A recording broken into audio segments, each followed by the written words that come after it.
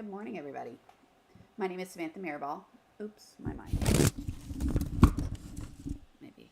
All right, let me check. Is the sound working? Yep. All right, good morning. My name is Samantha Mirabal. I'm with Melka's application team doing our Design Shop talk today. If you have questions while we're live, please type them in on the chats.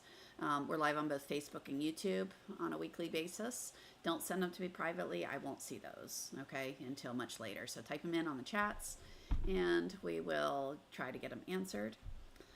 All right, so I will start off with the questions that were sent in ahead of time, and I've got another monitor set up over here to look for other questions as they come in. So type them in and I'll jump over there. All right, so how do I add sparkly thread to DesignShop? So sparkly thread is not going to show up sparkly. It's just going to show up as a flat color. So in DesignShop, you can go change your color charts, right? So let me open up DesignShop and get rid of this stuff. Let's see. So what color charts do we have? So Gunold. All right, so they're the Gunold charts. So you can open up those and add a color to it, but I'll tell you, like just like the Madeira metallic, it's all just flat colors. You see that? So if you have the RGB for the color that you want to add, you can go into the color chart and add it. So that is done. We got you a link over there, but if you go to wherever DesignShop is installed, Milko, DesignShop, color data. So you can open up these. So for instance, if there is one of the metallic ones that matches, you can go open with Notepad, find the color that matches to get the RGBs. So right there, copy that and put it into the color chart that you want to use. Or just, use this color chart instead. But it's not going to show up colory. It's going to show up as a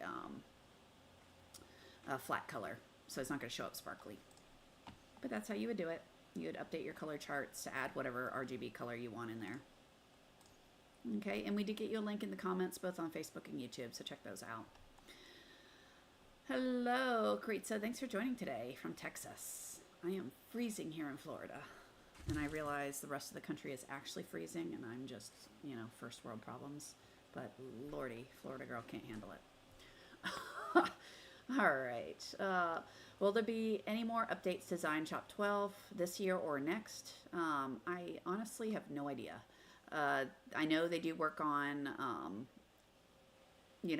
updates to any bugs they get and things like that on a periodic basis. Typically what happens, and whenever I notice them come through, I'll get a pop-up, usually down here somewhere, good morning, Mike.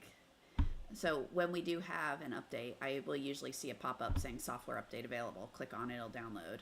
You can always come up here and do check for updates, and that will work as well on the newer software. But I couldn't tell you. I know when they do come through, it's usually a push notification, and it does a little pop-up on the screen when you open for the first time for the day. So if you leave your DesignShop open forever, you'll never see that. So if you close it and reopen it, on reopening, that's when you see it. Okay. All right, what other questions?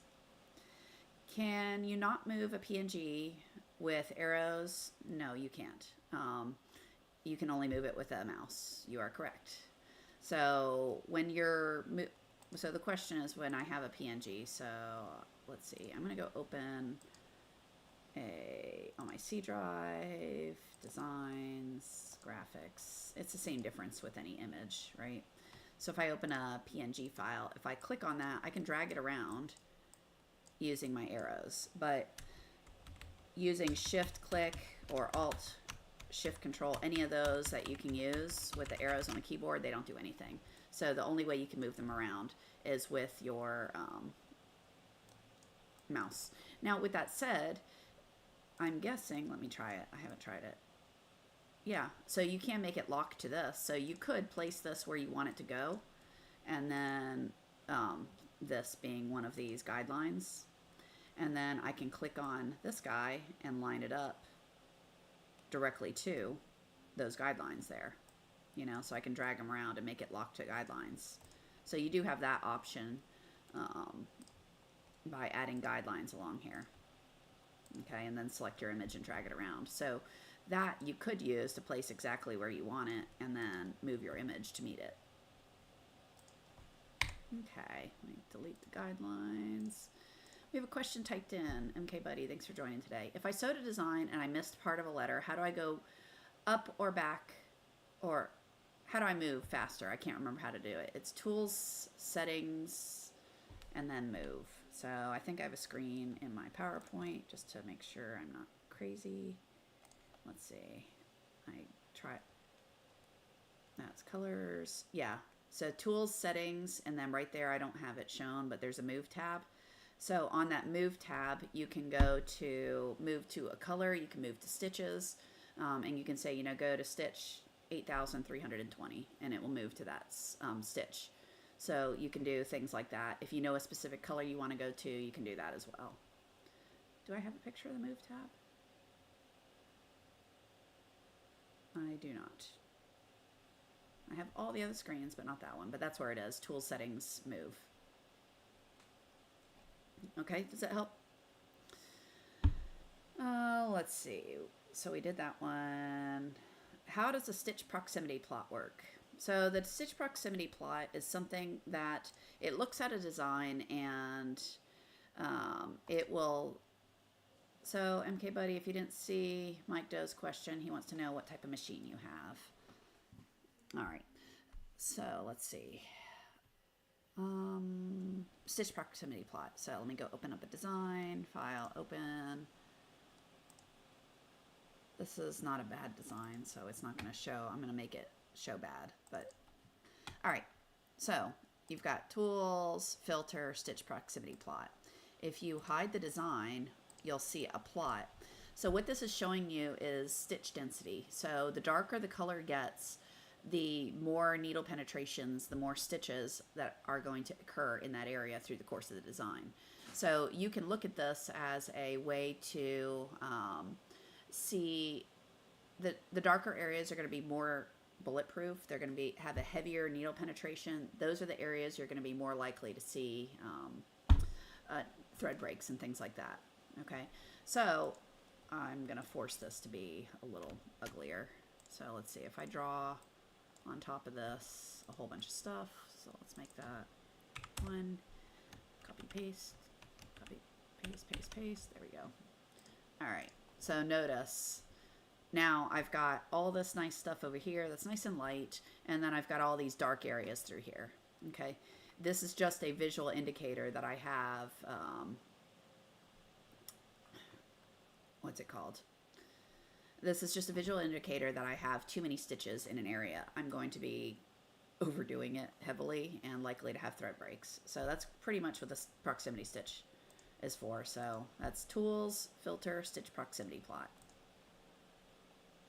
Cool. So that's what it's for. That's what you look at it. It's just a visual for assessing a design and whether it's too heavy or it's going to be reasonably okay. All right, so let's see. What other questions do we have? All right, we did that one.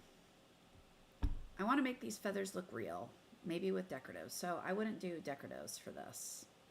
All right, and of course, I didn't save that image. I just dropped it in here. So I'm going to quick screenshot something so I can paste it over here. All right, I cut it off, but you'll get the idea. So first and foremost, whenever you're digitizing something, you size the art to the size you want, right? So on this one, I would start on the things furthest to the back and work my way forward using column stitches myself. So I probably would do, my outer feathers first using, oops, that should have been right clicks, but okay, whatever. So I would do things like this. So go through and, digitize each of the feathers around here. And then I'm trying to get to the overlapping ones, which is what I'm trying to do. There we go. All right. So as I'm overlapping them and working bottom to top, that's where you're going to get that dimension to it. So it's really just going through the design and digitizing the different elements in a manner that makes sense, right? So I actually think that one should probably be under there. So I'm going to move it around. Then I've got another feather under here that I'd want to do, right? So I would go through and kind of layer them up, making sure all the areas, like I have a little gap there, I'd fix that so that either this feather was larger or the other one went up a little higher to cover up the different gaps. So it looks more realistic like feathers. You can also use things like along this area, that's probably like a bone, but let's say that was small feathers through here. So you've got to know what look you're going through. You could do fill areas and line up the stitch direction and the ribbing to make it kind of fake in so it looks like it's textured through there. So if I did a fill along here, I guess it would have helped if I actually screenshot the entire thing. Sorry. But you get the idea, right? Hopefully you do.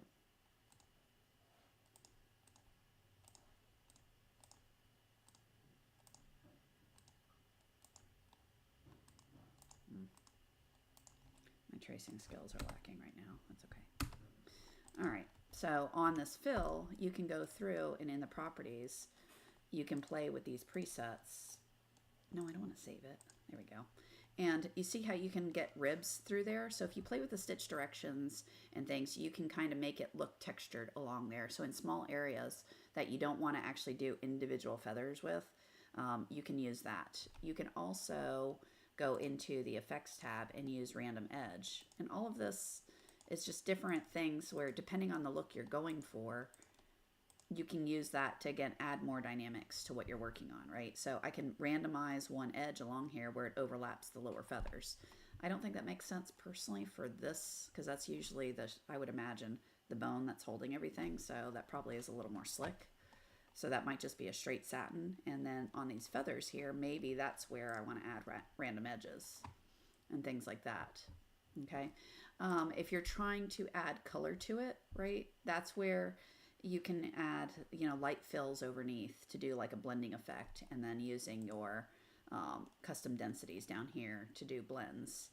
So it's really, what do you want it to look like? I personally like when I'm doing feathered wings like this, I like doing a bunch of satin stitches and layering them up so that they have some overlap, not a ton, because you don't want to have 2 million needle penetrations in one spot, but so that you're building it up so it looks like individual feathers going down. I like that look.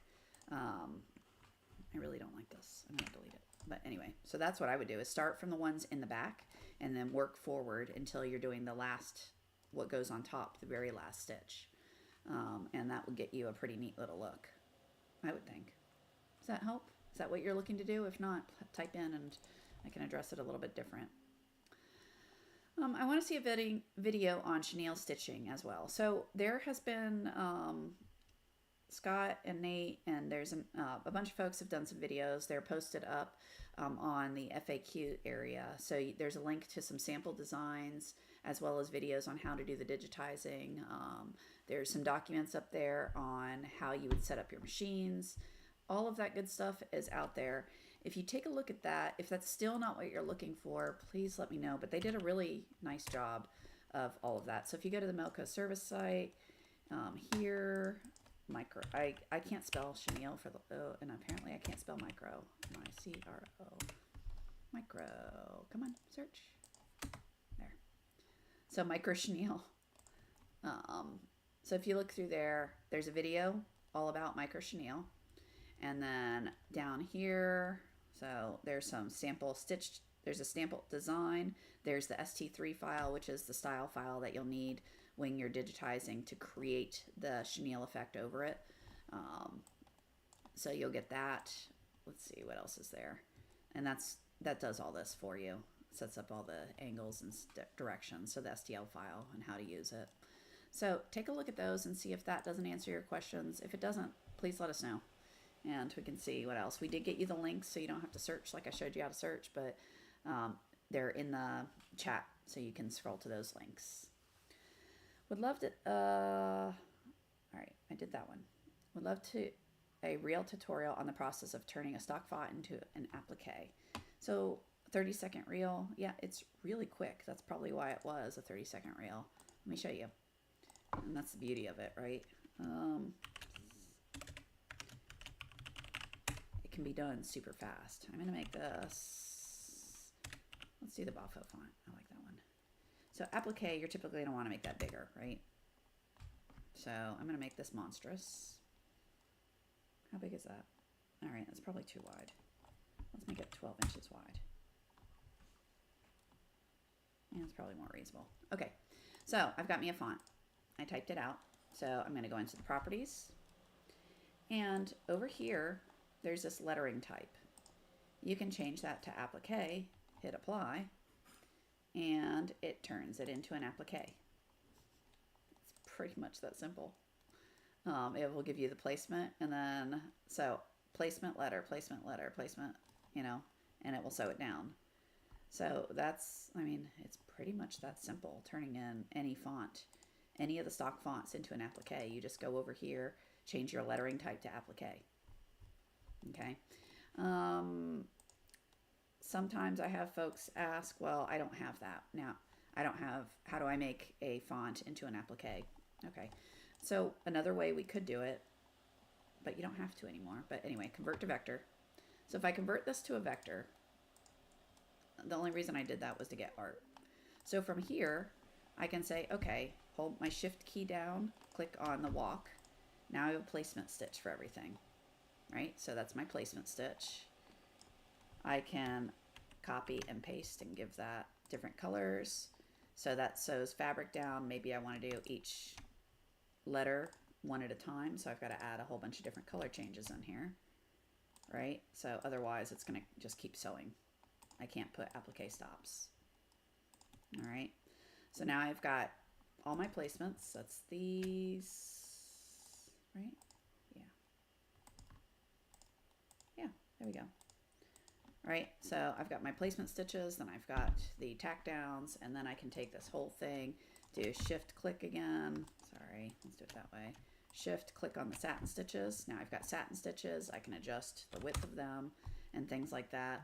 I do have a few points in here that I would have to clean up if I use this direct, because this particular font has a lot of points there for this size. So I would need to go delete some of that and find them. Where are they? It's that one right there. There we go. Cool. And same with the M. Let's go look at where that's at. So it's this one right there, that point. And I still don't like that one. There we go. Cool. So you can create it that way as well. So it's way faster just to type the font, click on the, so again, type your font. I like chunky fonts. That's why I went to the Bafo, because it's chunky. And then right click, properties, standard, applique, apply. And then you can always go into the applique settings right here. So let's say there's something about it you don't like. You want another color change after the zigzag stitch. So you can add that, apply, and it will update it. So now you'll notice, I'm pointing at my screen, but notice over here now there's 3 color changes. So you have your placement, your zigzag, and your satin stitch. Placement, zigzag, satin. That's what's going on over here. You can also, let's say you don't like the split of 80% over, you want it more 50-50. That, let me just show you what that is. So notice how the satin stitch or the zigzag is mostly on the fabric, not quite over. If you're trimming stuff by hand, you're going to end up having frayed edges hanging out over here. So an 80-20 split is probably not for you. So how do you change that? Go into the properties, go to applique, stop sewing, that's enough. All right, go to applique, maybe change this to 60-40 instead. And that just shifts it all out a little bit off the applique fabric so that you'll cover up more of those rough edges that are created when you cut by hand. So yeah, was that the question? Let me go back and read to make sure I didn't miss it. Sometimes I make questions what I want them to be. Turning a stock font into an applique. Yeah, so it's incredibly simple. All you do then at that point is save it off and go. The settings is really going to be a personal preference. I don't like on the applique side. So if I go to applique, 80/20 is not for me when I cut by hand. If I cut with my laser or I have pre-cut letters, it works great. But if I'm cutting by hand, I'm not that skilled. I leave more fabric along the outside, so I need a wider satin stitch to cover it all up. Okay, so I could also do that this way.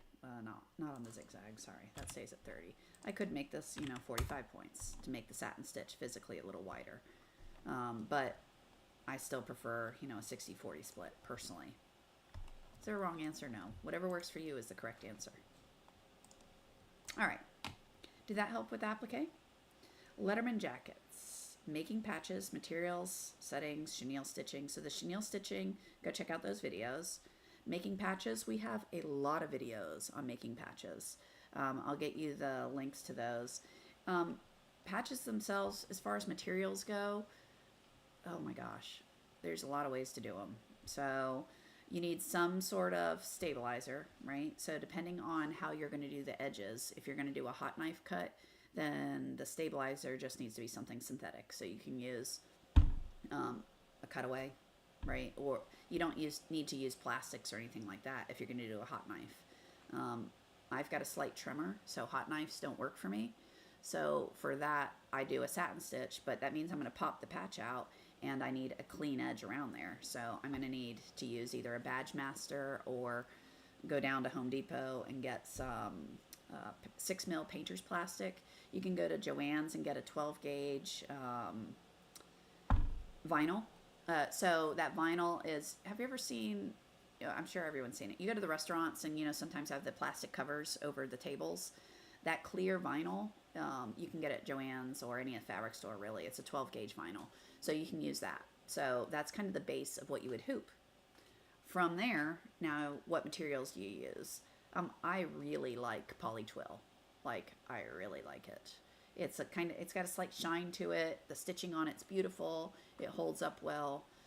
You can get it from a lot of places, but to use that as the fabric that it sews on.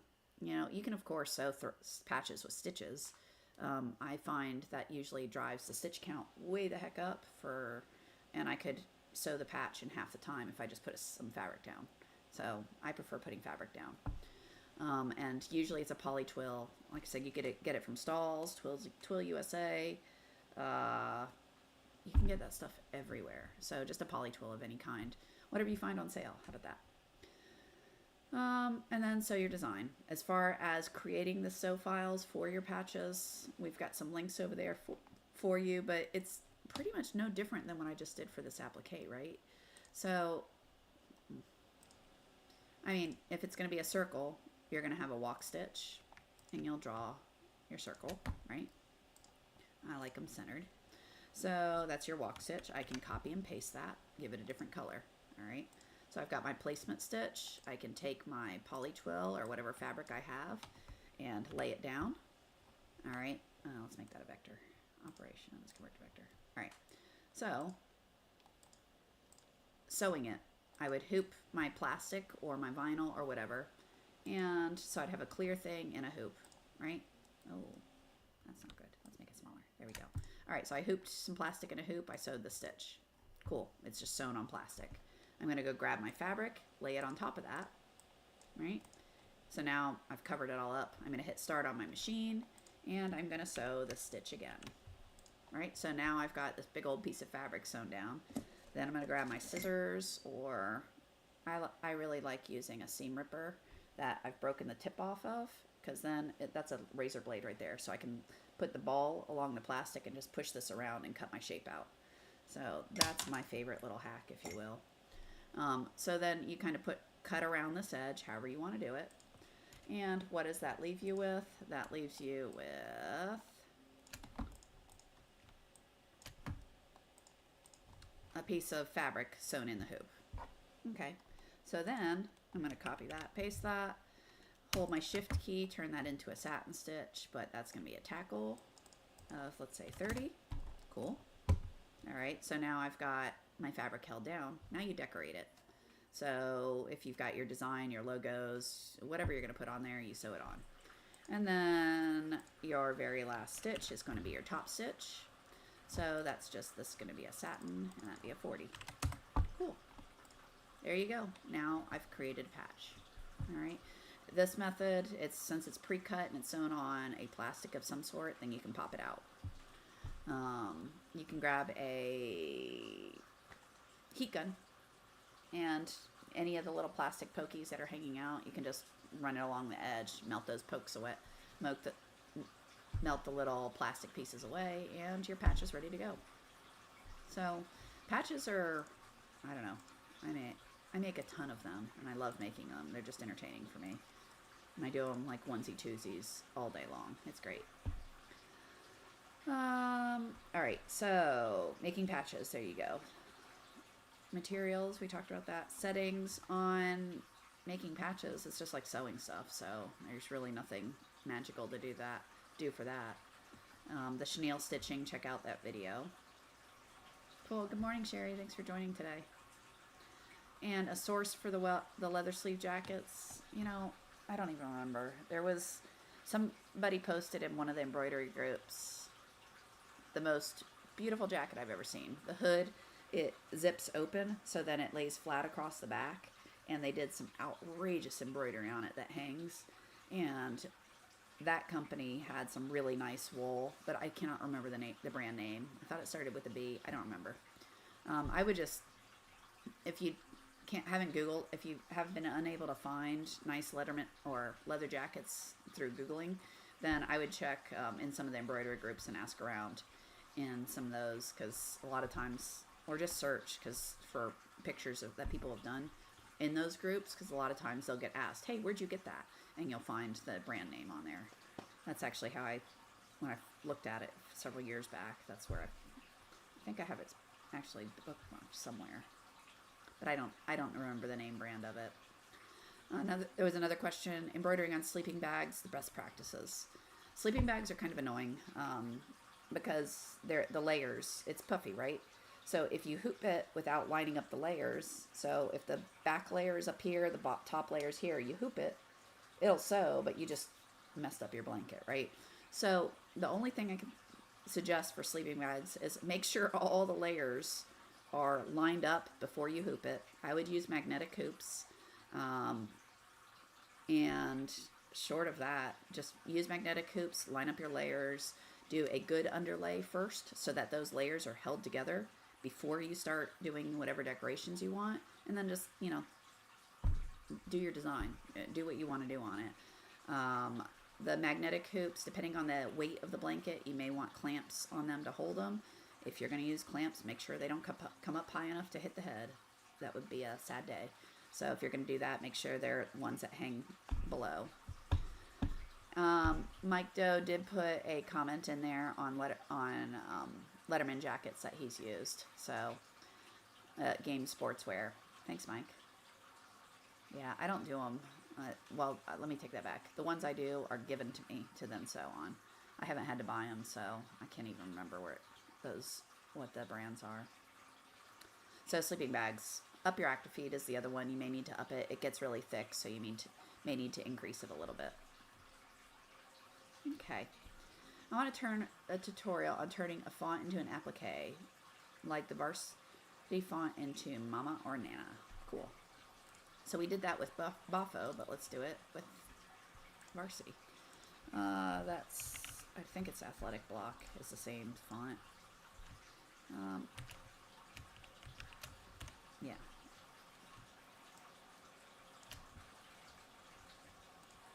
Operation.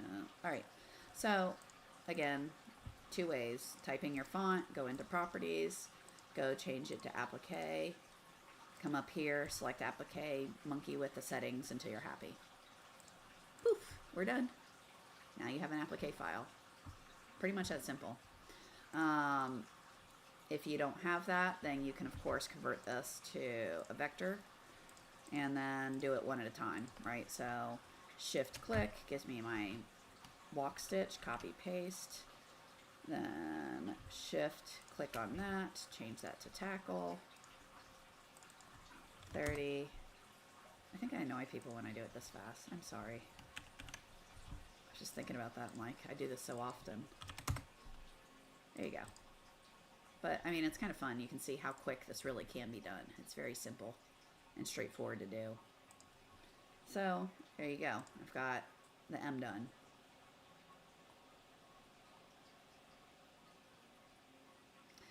We had just on the back to the Letterman jackets. Jenny says her local school buys jackets from Maverick Awards in Texas. Real leather sleeves and quilted lining all the way around. So apparently they make amazing jackets. Check them out. All right. Yeah. So it's, you know, creating applique from any font is pretty straightforward. You type in the letters, tell it to be an applique, and go. Just change the settings you want. Now, if you don't have that feature, then you got to either do it by hand by doing a conversion, or if you don't even have that conversion, then what? Well, then you trace it, right? So if you have some art, but you don't have the ability to convert it over into a walk or a tackle or anything like that, well, then you're just going to, you know, play tracing games and trace it around. Okay, so you can, anyway, I'm not going to trace this poorly, but you get the idea. So you can trace it by hand. Okay. All right, so any questions with that? Someone typed in, I've got 2 Melco machines. One is making satin stitch look uneven, like knots. Any idea how to fix it? So, like knots, I assume you mean you're getting caterpillars and things like that. So the thread is fraying. Is that what you're meaning? I would contact service and let them work with you on that. So you can talk to the service department, because it could be something as simple as your needle is in the wrong orientation. It might be, yeah, because if your needle's in wrong or the tip is broken, and things like that, you may be fraying the thread, causing that. If it's skipping stitches, again, it might be something that you would need a tech for, but in general, most of the things, the service department's going to be able to kind of troubleshoot with you. Without seeing pictures, I can't make any good suggestions for you, but my start is generally start with the needle. A lot of issues are there, whether it be the orientation being off a lot, or there are burr on the needle, things like that. So start with that. The other question I have is, on that machine, is it every needle or one needle? So these are the sorts of things that are troubleshooting that the tech support guys will work through you. If it's every needle, that might be something to look in the bobbin area. If it's just one needle, you've narrowed it down to top thread path or settings or things like that. So it's just different troubleshooting techniques that really help, that they're really good at. So I would give them a jingle and see what you've got going there. Okay. Correct. So Gina did say, let me go real back. If you want this text arched, right, create the arch first before turning it into an applique. So let's say you want to do one of these envelopes, which are cute, like that one. Do that first and then convert it into an applique. It'll go better for you. Oh. Huh, that's funny. All right, I guess operations, convert to vector, and do it this way.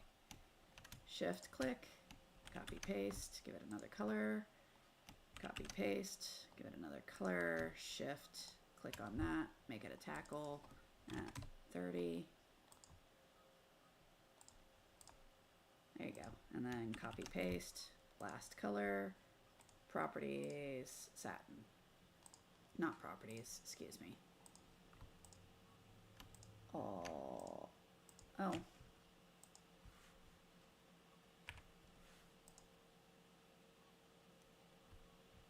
did that backwards. All right.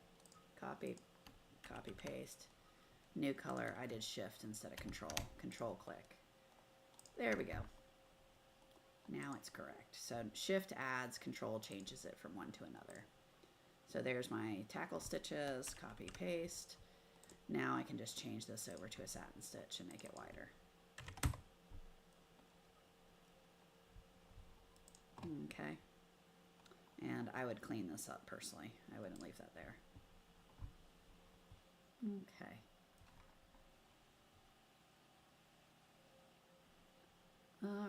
what other questions do we have?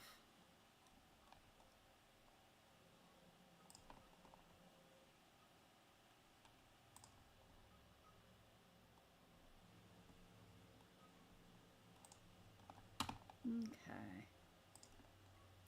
Hey, Gina says links aren't working. Every link I've just checked on, Gina, works. So, not Gina, I'm sorry. Jenny. Yeah. So I don't know which link you're saying's not work, but I clicked on all of them just now and they all are working for me. Yeah, even the game day one brings you to there, to this website. So, Game Sportswear. Okay. What other questions do we have? Any others typed in? All right, I'm gonna go back here. How can I separate letters evenly in a design? I know I can move them individually, but I want to space them evenly. Cool.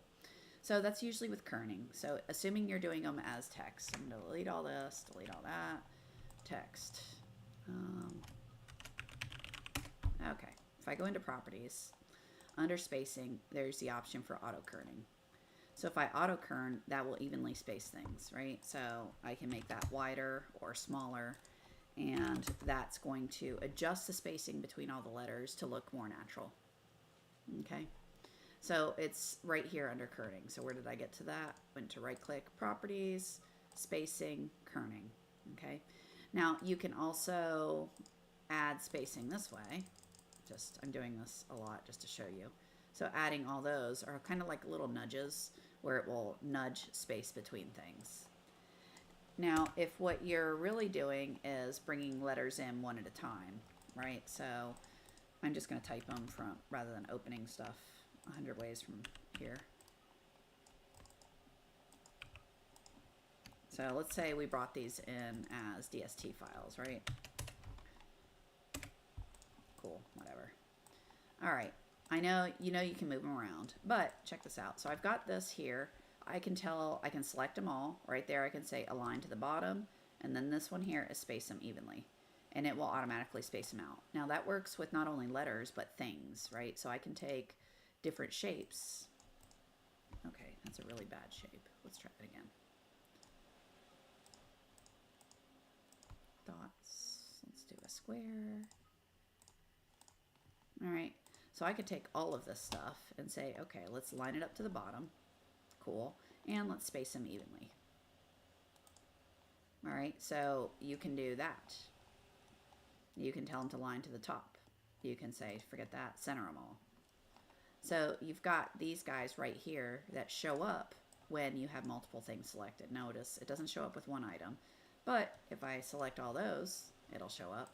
So if I move them here, again, I can say, all right, center them all and line them up to the bottom.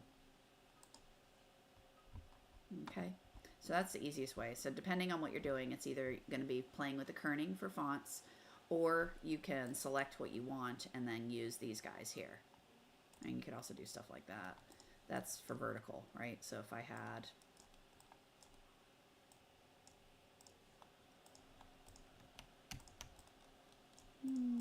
making a mess. Trying to make a mess quickly. There you go. All right, so if I center them all, I can then use that to center them all vertically. So this guy right here or that one. That's horizontally, that's vertically.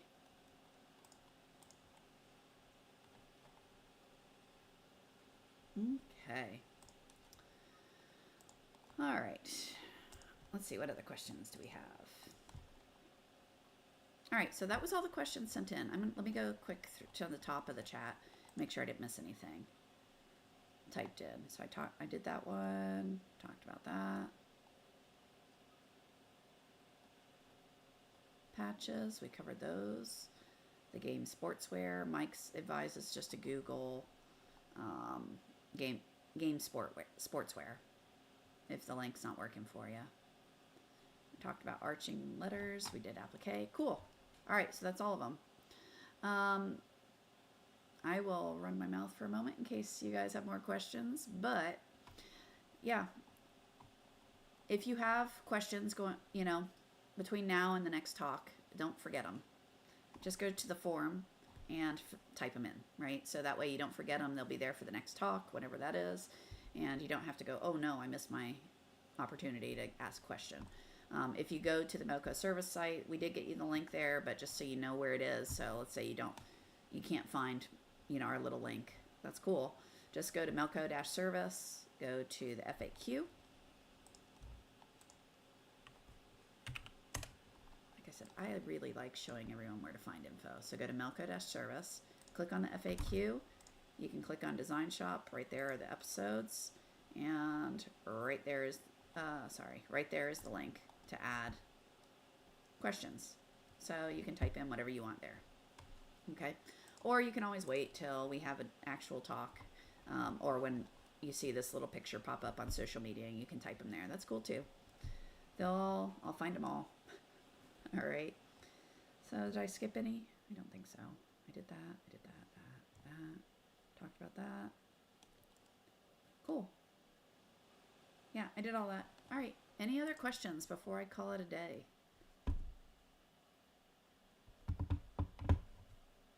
All right, y'all. Well, Christmas is coming quick. Hopefully you guys are having fun sewing all your things for the holidays, whatever your holidays are. Tomorrow, I get to go run another regatta. So we've got like 130 boats racing. These are crew boats, so it's a middle school regatta. So we're gonna have middle schoolers rowing boats down a canal, 3 across. It's gonna be hysterical. I love the middle schoolers, so it's great fun to watch. They all have so much fun, and they don't really understand what they're doing, so they're all over the place. It's grand. Well, I'll take that back. Some of them are fantastic, and then you have the other crews that are just learning, and they steer down the course like this. It's magical. I love it. All right, you guys, have a fantastic weekend. I will be back next Thursday. I hurt myself this week, which is why I wasn't here yesterday, hence my black eye. Anyway, so yeah, I will be back next week, hopefully without the blue eyeball. All right, guys, I will talk to you then. Bye, everyone.